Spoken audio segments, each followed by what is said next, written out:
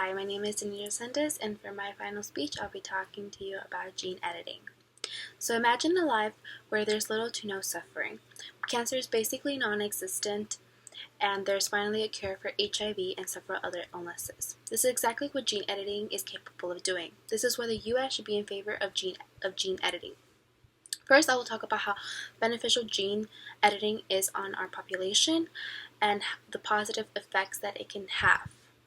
Then I will talk about the reasons why some people are against it, and I will do my best to try to refute these allegations, as well as give my own personal feedback on the subject. Finally, I will talk about the few patients who have been cured with the help of gene editing. Many people still wonder exactly what gene editing is. Gene editing is a type of genetic engineering in which certain DNA is either inserted, modified, or even replaced depending on what you're trying to accomplish. And according to a Harvard article, Mary Todd discusses the idea that gene editing, if allowed to be performed on human embryos, is capable of preventing future babies from being born with pre-existing conditions such as heart conditions or even different forms such as diabetes and different cancers. They also talk about that in theory they can engineer a baby to be born immune to the HIV virus. Todd also talks about that if gene editing does work, it can lower the cost of our medical insurance to the point where the future generations won't have to worry about the high cost of medical bills and or medicine due to the fact that they are in fact engineered to be immune to illnesses, like I said, diabetes, heart conditions, cancer, and several others. The National Geographic published an article in 2015 regarding gene editing to save endangered species, and of course with safety in mind, bringing back also extinct animals. The whole idea to save endangered species came from the recent decrease in numbers with honeybees. Honeybees are extremely beneficial to our ecosystem because they help pollinate crops, and without them, food would potentially be scarce. When I talked about using gene editing to bring back extinct animals, I wasn't referring to animals that lived ages ago, such as dinosaurs. I was referring to those that have recently just become extinct in the last few years. And the reason why we would possibly like to bring back these animals is because they can help restore balance in our ecosystem. And not just animals benefit from this. Plants also as well. We can repopulate them and possibly relocate them, and they can actually help us in the fight against global warming. The University of Utah wrote an article regarding drug and livestock production. They believe that gene editing can help with drug production for current illnesses. As a result, we can create our own vaccines. Gene editing can lead to cloning of livestock, which has already been done a couple years back, which can also be useful in the production of milk, meat, which can help feed our growing human population. And although there are benefits that outweigh the cons, there are still people who argue otherwise. Regarding a very controversial topic such as this one, there's obviously going to be people against gene editing. The National Human Genome Research Institute took matter into their own hands to ask people the reasons as to why they are against gene editing. They stated that the reason for that being is because they believe that only the rich and the powerful will have access to this type of technology. And of course, there's still several obstacles to jump through. There are still regulations, safety laws, both state and federal laws to be set in place. And so I believe that they're actually thinking way too ahead and are not thinking of the now. In fact, according to this article written earlier this year and published by Harvard University, they discussed that scientists are not in it for the money or the fame. Several of these scientists are doctors themselves and are not here to please the rich and aren't looking to customize the perfect human being. They are looking to better the lives of those who are actually in need of it. Others criticize Other critics believe that this is a form of playing God, but they couldn't be more wrong. As a practicing Catholic, I believe God is never against us helping our brothers and sisters, especially those that are suffering. After all, isn't that what religion is all about? Religion is about showing compassion and putting ourselves in other people's shoes. In fact, there is this verse from the Bible that goes, Do not neglect to do good and to share what you have, for such sacrifice are pleasing God."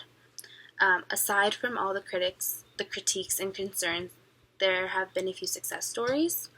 On February 1st of 2017, the Genetic Literacy Project covered a story of two baby girls who were diagnosed with leukemia. The two girls were treated with gene editing cells to kill their cancers, and a year later, with frequent doctor visits and more tests, they were definitely cured and have been living a full and happy life cancer-free. And now Lila, she is another amazing success story. In fact, she was the first to ever receive therapy with gene editing.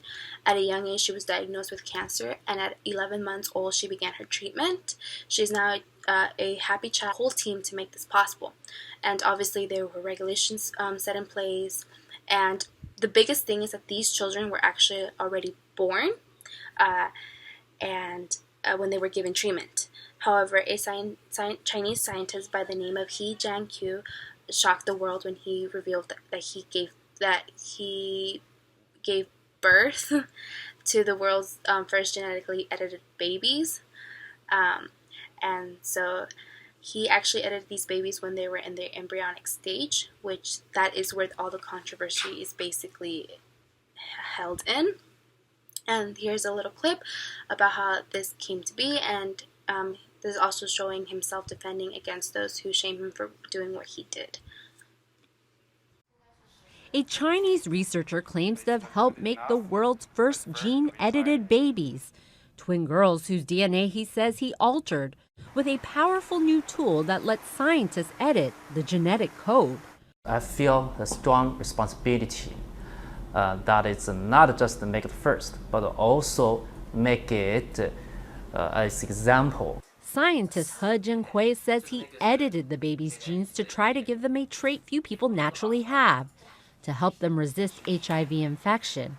His work has not yet been independently confirmed or reviewed by other scientists, but if proven, it crosses a new frontier in medicine and ethics. If it's not safe or have any problem, it may rule the entire field, and the people may lose trust in the new technology. He says he edited embryos for 7 couples during IVF fertility treatment. So far, there's been 1 pregnancy. The gene editing was done using a tool called CRISPR-Cas9. It works by making a cut in the DNA to disable a specific gene. Gene editing has only recently been tried in adults to treat serious diseases, and those changes are just in that person. It's not allowed to be used in the U.S. and many other countries on embryos intended for pregnancy. But He says it's only a matter of time. The world has moved on to the stage for embryo gene editing. There will be someone somewhere who is doing this. If it's not me, it's someone else. He says he supports the development of international guidelines on how to use this gene editing technology, saying in the end, society will decide how to move forward. Kathy Young, Associated Press. Although there are scientists and universities that criticize him, he believes that he was doing a good thing for those 2 girls. He also states he was careful and had no intentions of harming them in the process, the children nor the mother. In conclusion, He Jiankui created a heated debate. However, in my opinion, it allowed for the conversation regarding gene editing on human embryos to be more widespread. Since he proved that gene editing on human embryos was successful, then I believe the United States should be in favor of allowing for more research to be done concerning gene editing. I do think that the sacrifice is worth, if we're gonna help save thousands and thousands of lives.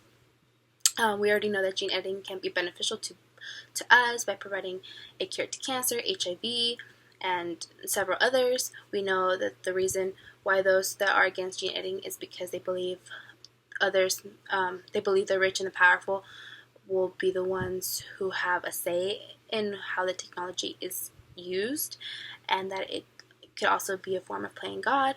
But like I said, God wouldn't be cruel enough to let others suffer, especially the innocent ones such as Lila and the two baby girls, who thankfully got cured. This is why we must encourage the United States to be more open-minded when it comes to gene editing on human embryos. I mean, just imagine your future granddaughter or grandson living in a world free of pain and sickness.